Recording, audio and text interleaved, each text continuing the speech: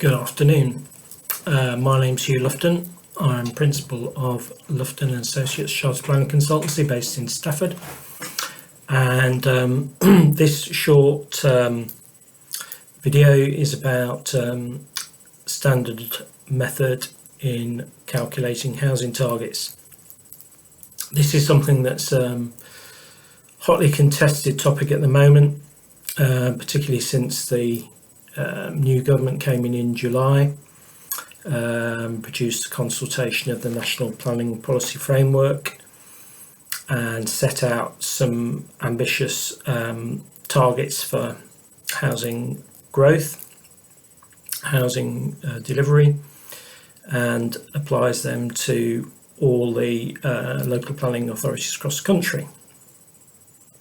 So this is new policy of the new government. It's nothing new in that we've had a standardised methodology for housing targets for some while, but the method is changing, or the method is proposed to change through the NPPF consultation, and it brings about some quite aggressive figures, which many of us agree are a very good thing.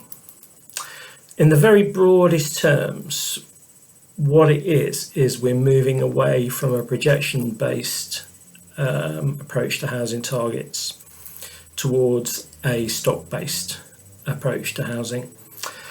The very broad hypothesis is that household projections, and a household projection is based on a population projection and a projection of migration, and then the application of a household representative rate to produce a household projection. The argument is that over years now, these have been suppressed. Household formation has been suppressed, and the argument is that the economy is simply, or the planning system and the economy has failed to deliver market housing, been over-reliant on market housing. People simply haven't been able to afford to buy housing. Young families, certainly the case in my family, that as our teenagers have become into their 20s and then into their 30s, they simply can't afford to buy housing when they don't form a household. They stay living with their parents, or they stay living together, or so on and so forth. They don't generate a household. And that, because it's a projection, and household projections involve this harmonised headship rate. You can tell I've got some demographic background in household projections. They don't go. They then that is suppressed in the system, and the longer you continue to suppress it, the longer you suppress household formation, and then you build that into projection, it just perpetuates it.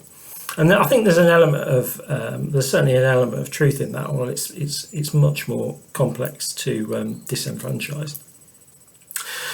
So under the new NPPF government policy, there's this stock-based approach to housing delivery, and what that's saying is, very simply, you take the housing stock of an area, of a local authority area, and you apply a factor of 0.8% to that stock. That generates a figure, and you provide that annually. And then in those areas where there's a severe affordability crisis, so lots of the southeast, lots of the expensive places to live where housing delivery is constrained by greenbelt and other factors, you apply another 0.6%. And this is based on an income to house price factor.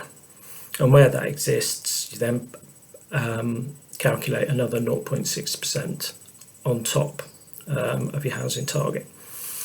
So when were they producing? About August of this year, big table of housing targets produced for every local authority area in England. And some of these quite large. Just looking at very local ones that I'm interested in. Stafford, the percentage increase of based on the old, which was a standardised method, that the old housing target went up by about 125%. South Stafford's gone up similar amount. East Stafford's gone up a similar amount. It's brought about some quite challenging, or potentially, if they're adopted, some potentially quite challenging housing targets for local authorities that far exceed what they're planning for at the moment. Overall, in England, the rate on the old method, again, it was a standardised method, but it was based on a projection with various factors, goes from 305,000 dwellings per annum, or housing target per annum, to 371,000. That's for England per annum. There's variation across the country. In the West Midlands, it goes, I'm looking obviously at figures to my side, from 24,734 per annum to 31,754 under the new method. Not everywhere, it doesn't go up everywhere. In London, it actually goes down from 98,822 to 80,693. So, from the point of view of representing developers, landowners, and promoting housing through planning applications, this is a good thing for a planning consultancy, of course. I think overall it is needed, and I think having worked in local authorities for a long time, and I was nominally the manager of the Staffordshire Structure Plan team for 5 years, and I also was an advisor to the West Midlands Regional Assembly. The household projection system wasn't really working. We weren't delivering the requisite number of housings that we need, because it wasn't accurately reflecting what was going on in the economy and what was actually happening, and what people's experience was in the housing market. And at the same time, we've not been delivering public sector housing in any significant numbers across the country either. And it's become more acute, and then in the last few years it just seems to have got worse and worse. And the Tory government policies, the outgoing Tory government policies, become very protectionist, and they were giving over to NIMBYs in the southeast, protecting Greenbelt, protecting all environmental assets, and just not allowing housing applications to go through, and not allowing the pipeline for development to start.